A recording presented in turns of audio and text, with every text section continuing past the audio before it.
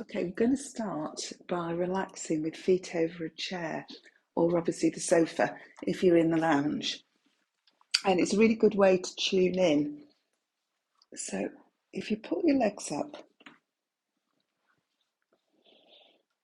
you want them sort of 90 degrees, but it doesn't have to be perfect. And something under your head, but not as big as a cushion. If you can manage without anything, that's fine. And then relax back down. Arms can be by the side or on your stomach, it's up to you. And just start to drop your awareness inward. So just thinking about feeling from the inside to the out, rather than worrying about all the things that you've got to do and all the things that are going on around.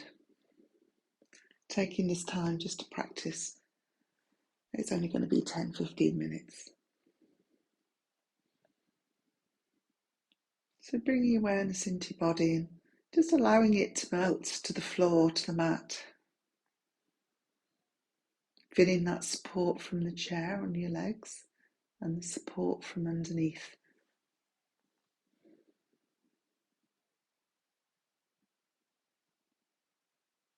And just allowing the breath to settle. Letting the navel just sink to the spine, particularly on an out breath.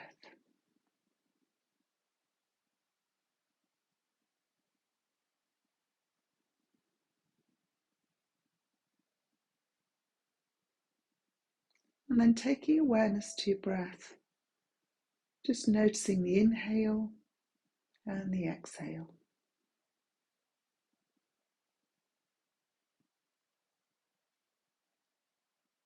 Following just to see how far the inhale goes and how far the exhale goes.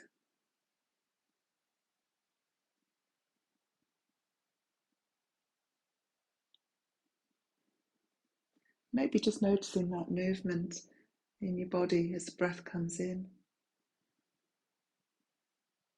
And then a release as the breath goes out. And then next time you get to the top of an inhale and you think you've gone as far as you can go, just take one more sip. And then a long, slow exhale, letting everything release. And again, breathing in, breathing in, breathing in until you're as far as you can go. And then take another sip. And long, long exhale out. It can be through the nose or through the mouth. Breathing in through the nose as you inhale, but the exhale can be either through the mouth or through the nose. So breathing in again, I'll let you do this in your own time. Breathing in till you get to the top, and when you think you've gone as far as you can go, take another breath and then a long, slow exhale till all the breath is gone.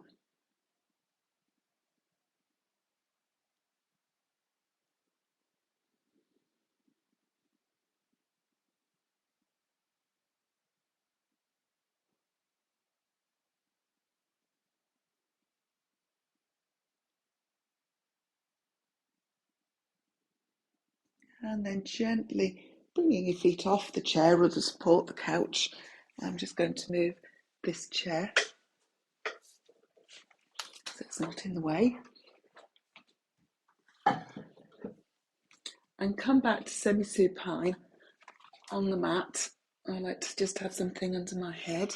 Semi-supine is when the feet are flat to the mat, knees pointing up.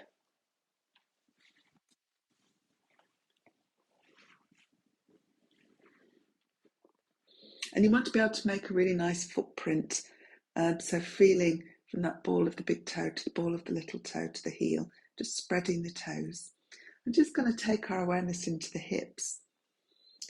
So starting off just with your mind's eye, thinking about that right, well, it's my right hip, go for your right hip. And how it comes down from the knee right through that big thigh muscle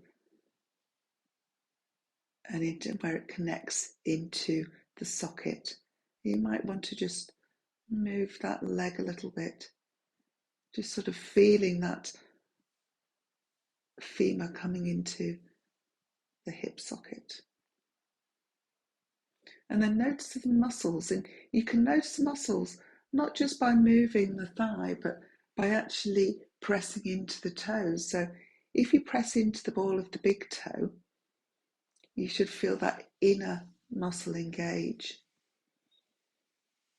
And as it goes into the hip socket, I'm just doing this on the right hand side, and then press into the ball of the little toe, and you'll feel the outside engage up into hip, and then press into the heel and feel that back line engage.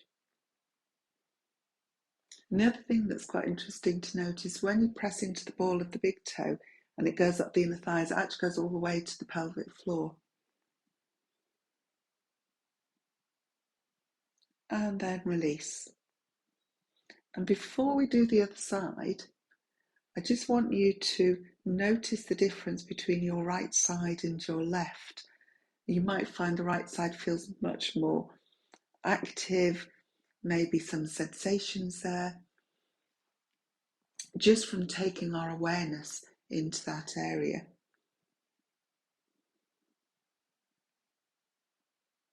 And then we'll do the left. So just by taking your mind's eye into your left hip socket, where the thigh, the femur bone goes into the hip socket, and travelling really right down the leg, and noticing where it joins. You might do a little wriggle. And you really are just sort of taking your mind into the hip as if you're looking into a mirror.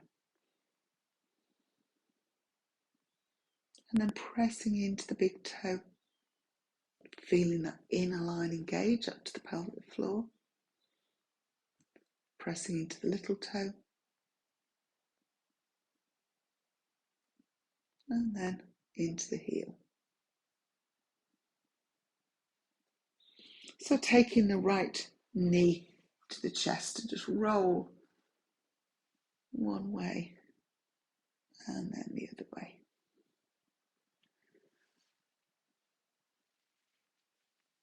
And really sort of keeping your mind into that area, really thinking about how it feels, noticing any sticky parts.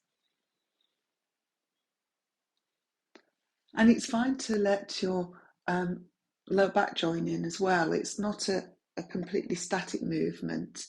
So you'll probably feel it in the lumbar spine as well and the sacrum. And if you allow your lower back to join in, which is a natural movement, go one way and then the other, you'll find you can do a bigger movement. If you just experiment and keep your lower back really pushed static to the floor, the movement in your hip is much more restricted. So just that really sort of natural movement in the lower back and the hips together. And then place that down and we'll do the other side. Bringing it in and rolling.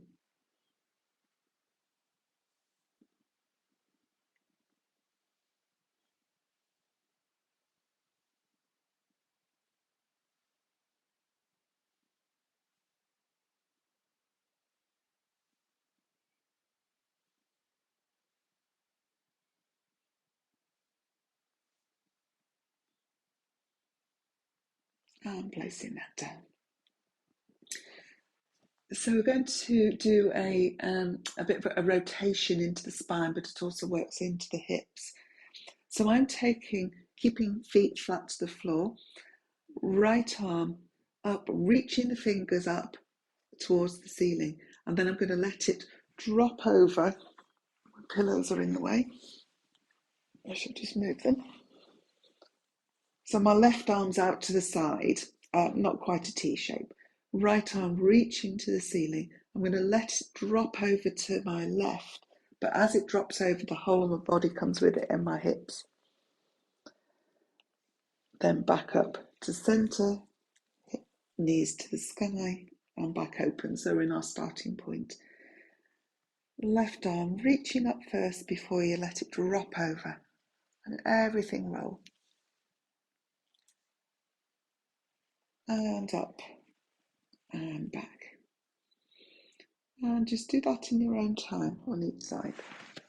Letting the head roll as well.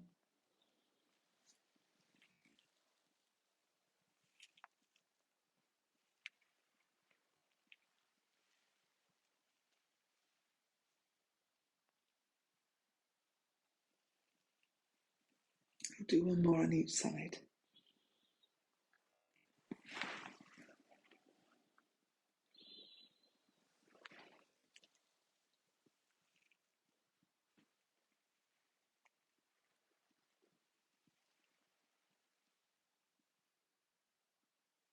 And back to centre. And then just take these to chest. And you can either hold on your shins or just behind your thighs and just have a roll one way and the other way on the lower back.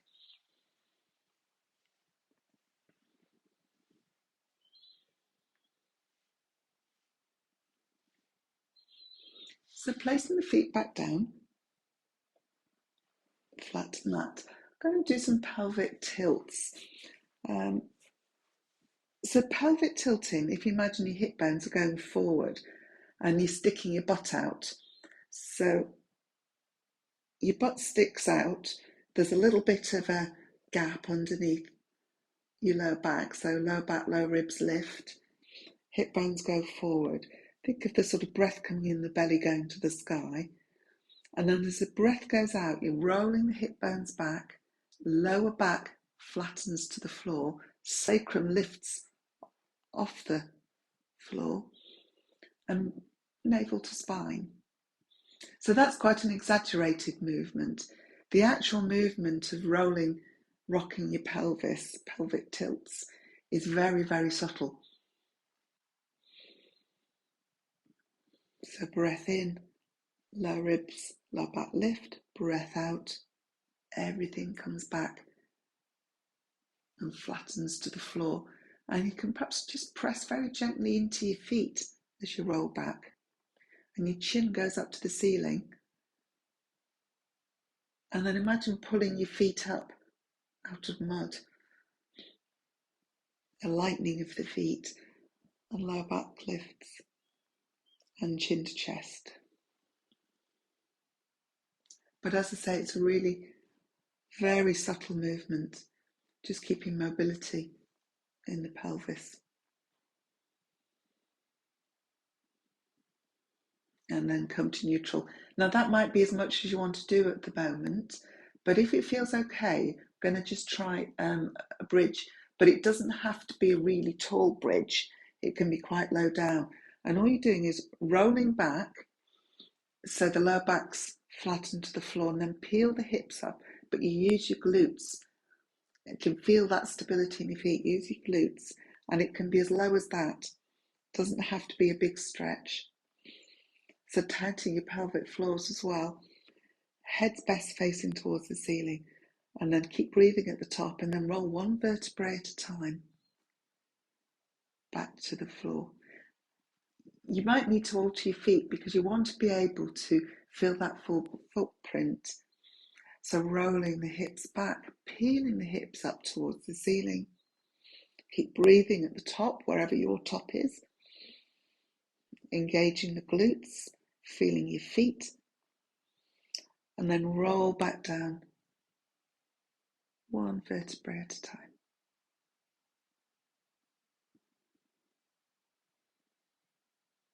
Now we'll do one more.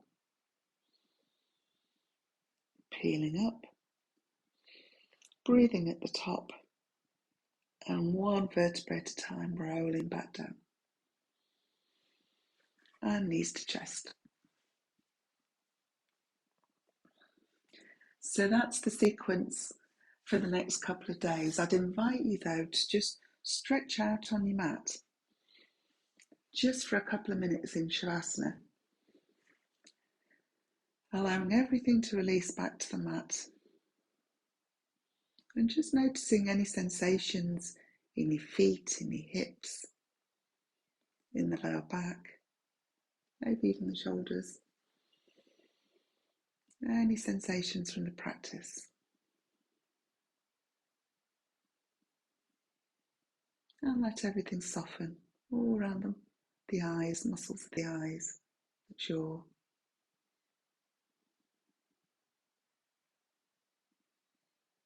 And just rest for a moment.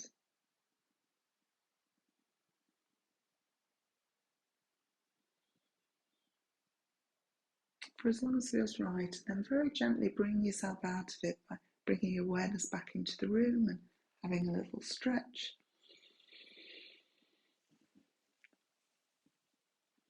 But if you want to stay a little bit longer, you're very welcome. And have a good day. Namaste.